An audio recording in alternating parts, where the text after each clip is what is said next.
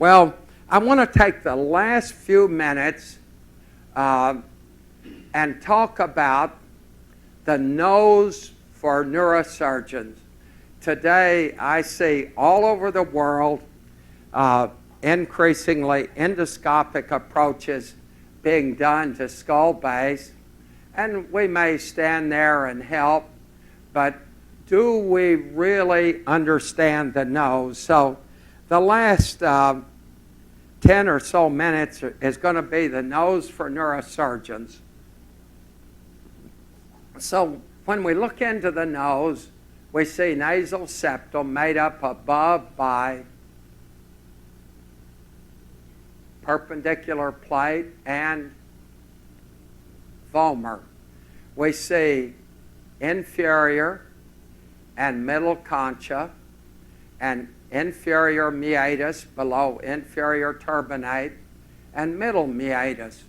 But if you look in the anterior nasal aperture, this opening, anterior opening into the nasal cavity, what's the first prominence you see here? What is that? Anyone?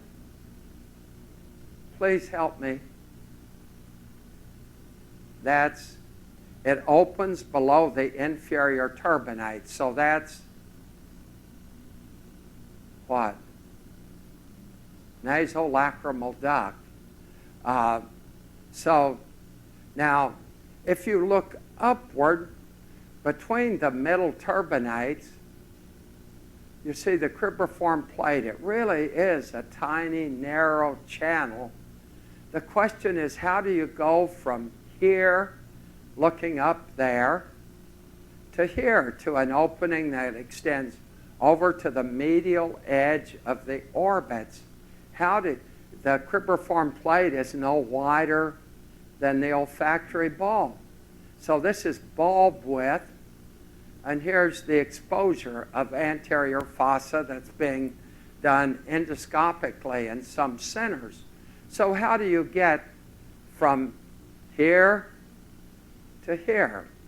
Now, another situation is going to the clivus, and clival lesions are being increasingly exposed transnasally today.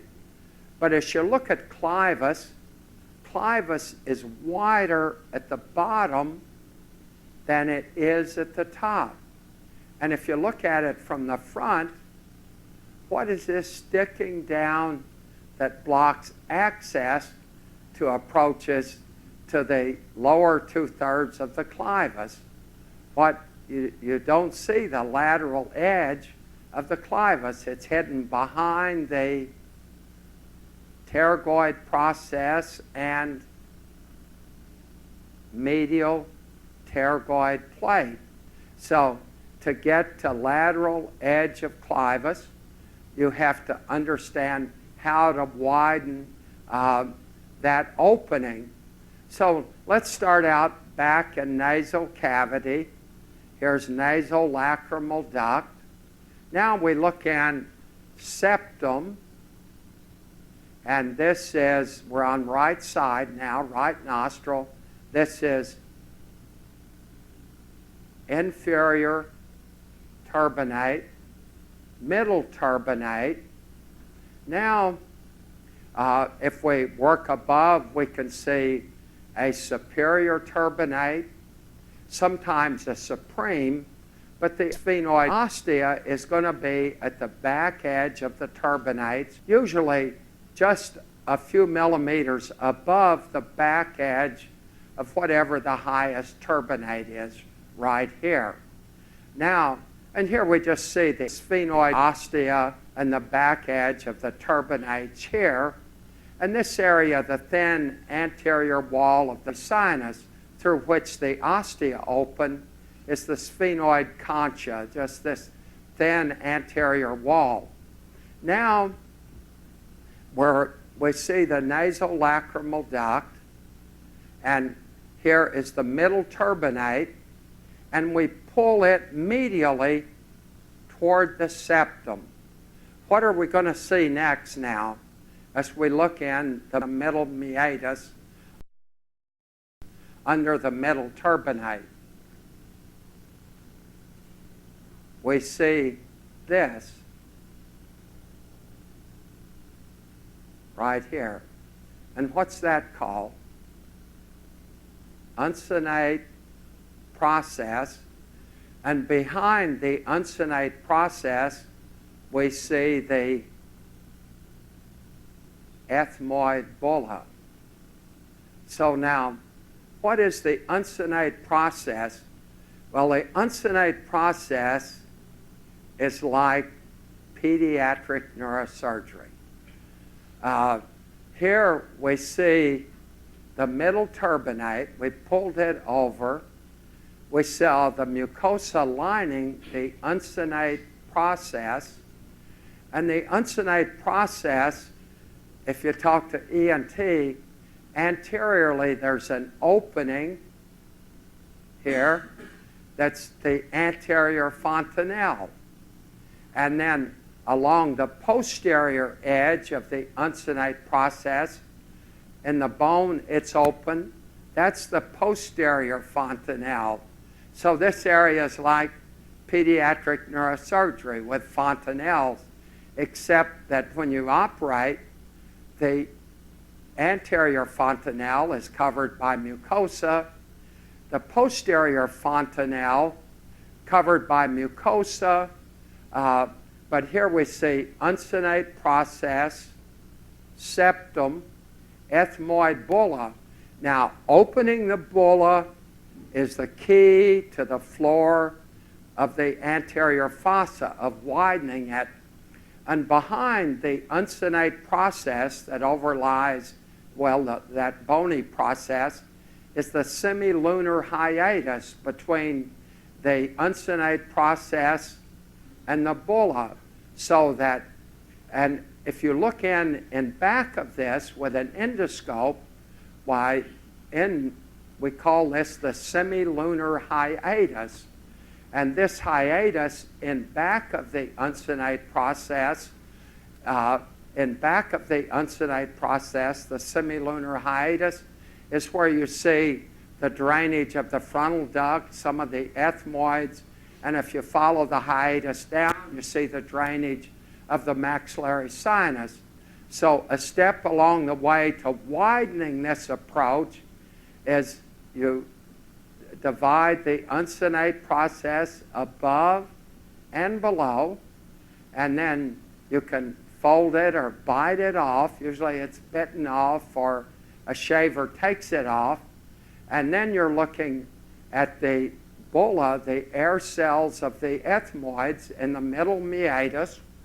And at the bottom of the semilunar hiatus, you have the opening of the maxillary duct. Here's the top of the inferior turbinate.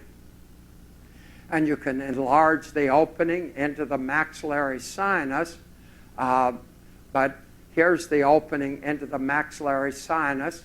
Here's the bulla. Now the bulla are opened here lateral to the cribriform plate to give you that wider access. So you work through the anterior ethmoid air cells lateral to the cribriform plate to the floor of the anterior fossa, and this bone forms the, what is that? If you open that while you're into orbit, that's lamina papricia forming the medial wall of the orbit. And you can work forward here all the way to frontal sinus. There are angle drills today that allow you to open the floor of the frontal sinus. And you can open back to the sphenoid. Here we see what canal? Median, rotundum, ovale, a spontaneous dehiscence over the cavernous carotid, the optic canal. And you look at the anterior fossa going through that middle meatus, removing ethmoid labyrinth, you get this exposure of anterior fossa, anterior and posterior ethmoidal, or anterior and posterior ethmoidal arteries, cribriform plate. The ethmoid labyrinth has been opened up to the frontal bone, forming the floor of anterior fossa. But you have access then to all of this area. You can work down medially, even to C1, C2. And here we see the cribriform plate area, the olfactory mucosa, the anterior ethmoidal arteries. And you want to take those, if you're going to sacrifice them, a little bit medial toward the olfactory mucosa, because there's some cases where they were divided laterally and retracted into the orbit and caused significant orbital hematomas. And always accompanying the ethmoidal arteries are these little ethmoidal nerves to the nose. You can do an osteotomy around the cribriform plate. Here's the olfactory mucosa preserved, and then dura opened, and then falx divided to open the area. And you have this kind of exposure aided by the removal of that ethmoidal labyrinth. There are a few cases now where the olfactory mucosa has been preserved, attached to the bulbs, and folded downward during removal of the pathology.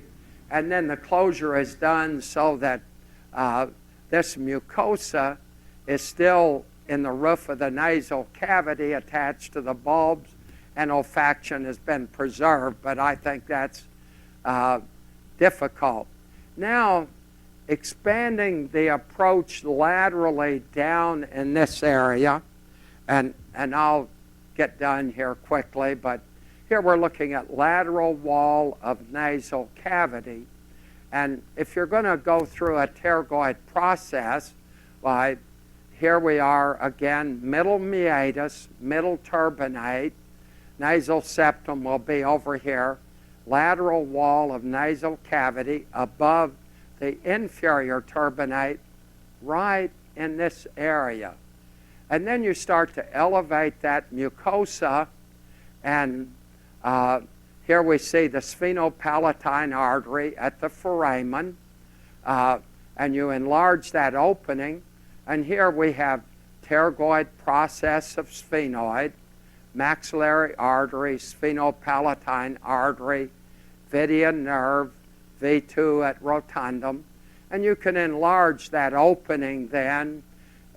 It's better if you can do this all submucosally to get into the base of the pterygoid process that can be drilled away to widen the exposure to give you access to the clivus. And we'll talk a little bit more about these approaches tomorrow, but for closure, here we're looking at nasal septum, upper part supplied by ethmoidal arteries, lower part, larger part, the greatest part by the sphenopalatine arteries. And here we see septum, maxillary artery coming through sphenopalatine foramen. These arteries supply septum, and they also go into the turbinates, large pieces that can aid in closure to give a vascularized flap. But here, the branches coming on the septum for the nasal septal flaps. These flaps can be turned into the anterior fossa or laid down the clivus. And these flaps can be very large and include most of the nasal mucosa on one side. You have to preserve that arterial supply. You want to preserve the area of the olfactory mucosa. And these flaps can be used to close large defects in anterior fossa or clivus, anterior fossa or downward in clivus. And these flaps also, in addition to including the nasal septum, they can extend down across the hard palate to the lateral wall of the nasal cavity up under the inferior turbinate. So this extended flap along the palate up laterally under the inferior turbinate gives a huge flap for aiding in these closures. We review a lot of this anatomy in the book. One of our aims is to get this nose for neurosurgeon into this collection that's downloaded at no charge. But all of this has been about making what is a delicate, faithful, awesome experience for our patient more accurate, gentle, and safe. Thank you.